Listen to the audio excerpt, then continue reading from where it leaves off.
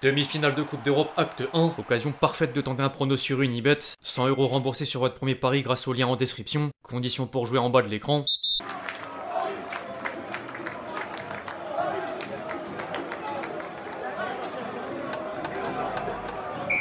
L'équipe, j'espère que vous allez bien aujourd'hui.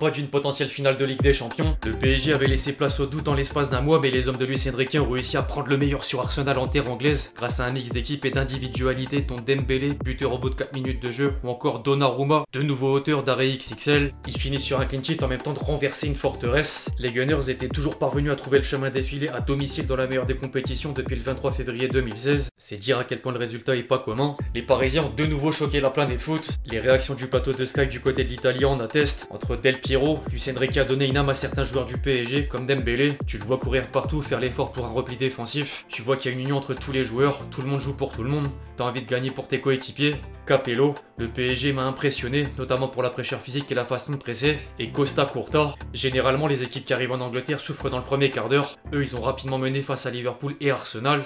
Paris devrait désormais rester focus mercredi prochain au Parc des Princes pour viser un éventuel match au sommet sur la pelouse de Munich et le rêve d'enfin soulever la coupe aux grandes oreilles. Bref, on va revenir sur cette première manche en détail. Les amis, avant d'entrer dans le vif du sujet, je vous demande un service, le même que d'habitude, à savoir évidemment lâcher votre plus beau like. Toujours important pour le référencement en plus de m'apporter du soutien. Merci à tous ceux qui le feront, vous êtes les boss. Le ton est entre le droit de rêver et la retenue de s'enflammer au sein de la presse du jour. Le PSG s'est imposé devant Arsenal sur le plus petit des scores et aperçoit les étoiles en étant un pied en finale, pour reprendre les titres des quotidiens français. En parallèle, les tabloïds anglais constatent la supériorité parisienne sans pour autant jeter l'éponge en vue du match retour. Paris a réduit les Gunners au silence et c'est un coup dur, mais rien n'est acté avant une dernière danse au Parc des Princes. En dehors des deux pays, sinon certains médias dressent également les louanges des Parisiens, dont Marca en Espagne avec Dembélé dans un encart, ou encore la Gazzetta dello Sport en Italie avec le duo Kvaratskhelia-Donnarumma. Faudra néanmoins réitérer la semaine prochaine.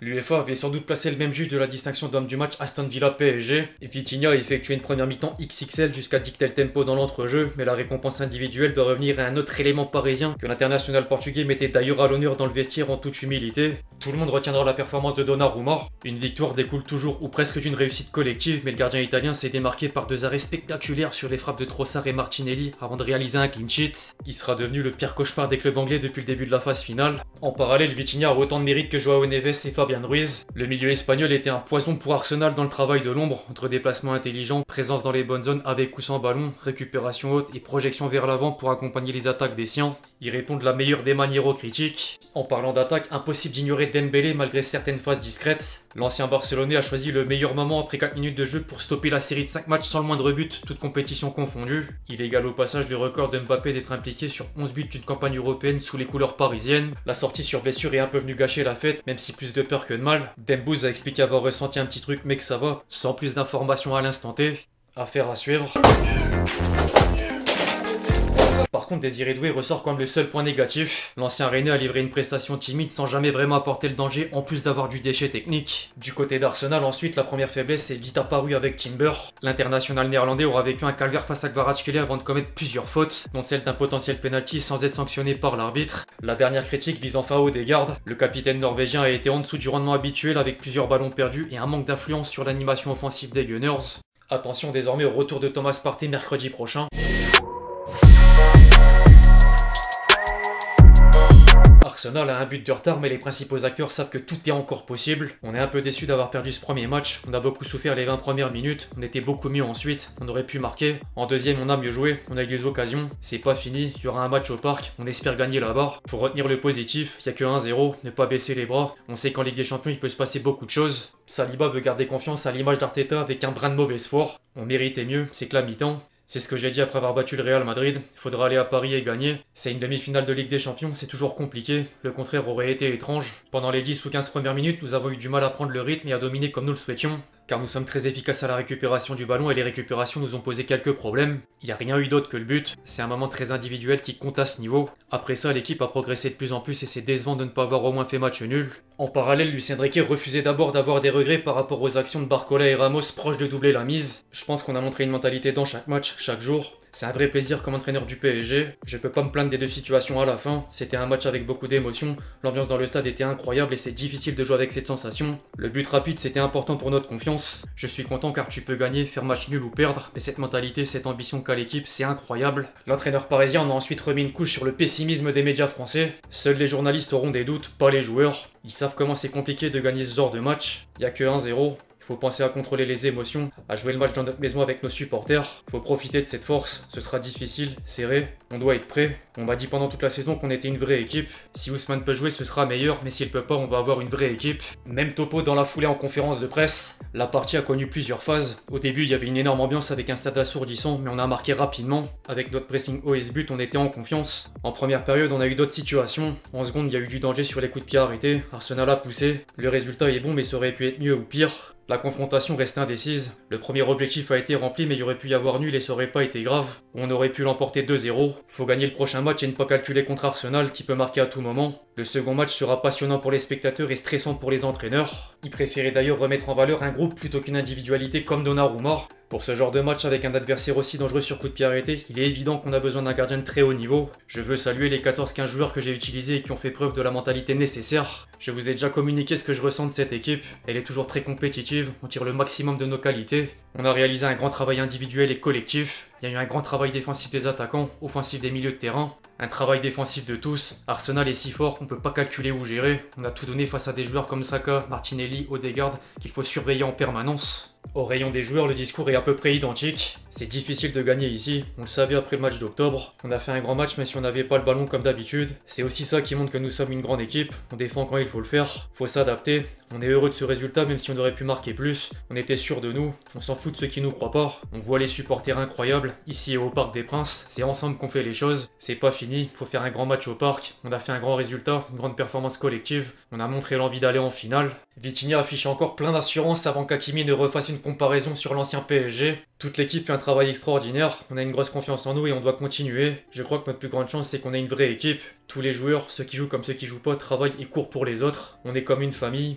Avant on avait des grandes stars, des grands noms, mais c'était différent. Je pense que le coach fait un gros travail depuis qu'il est là, et ça se ressent dans la manière dont on joue. En parlant de grands noms, certaines légendes parisiennes ont apporté leur soutien de différentes manières. Des plus anciennes, avec Ronaldinho sur X, jusqu'aux plus récentes avec Mbappé en dessous de la publication de Dembélé sur Insta. Pastore était quant à lui du déplacement en Angleterre jusqu'à rejoindre le parcage parisien à l'Emirates Stadium. Plus de 1000 personnes auront donné de la voix avant, pendant et après la rencontre.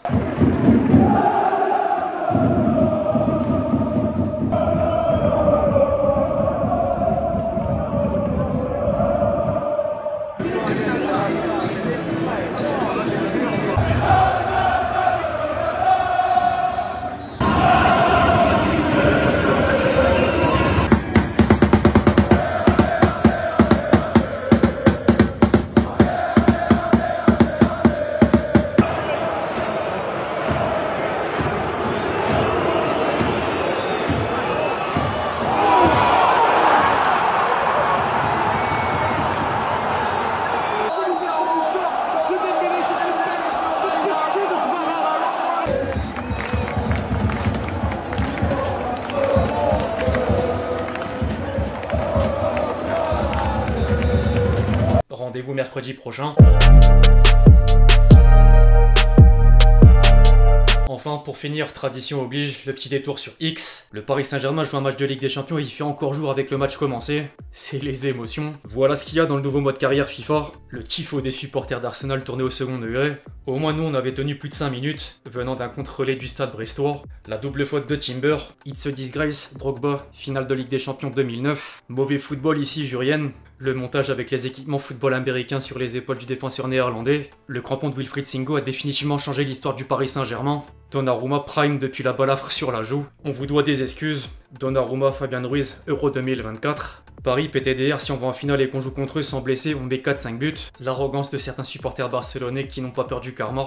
Alors Daniel, t'en as pensé quoi de ce match? On parlait de 100 humains alors que juste 11 ont suffi de battre Saka. La traîne du moment, 100 humains contre un gorille qui gagne, détourné à charge envers Riolo. Le PSG pratique le sport comme il devrait être joué. Même les supporters anglais reconnaissent la force du PSG. Et en parlant de supporters anglais, un dernier pour la route. Le PSG a possédé la Première Ligue. 4-2 PSG Manchester City, 0-1 Liverpool PSG.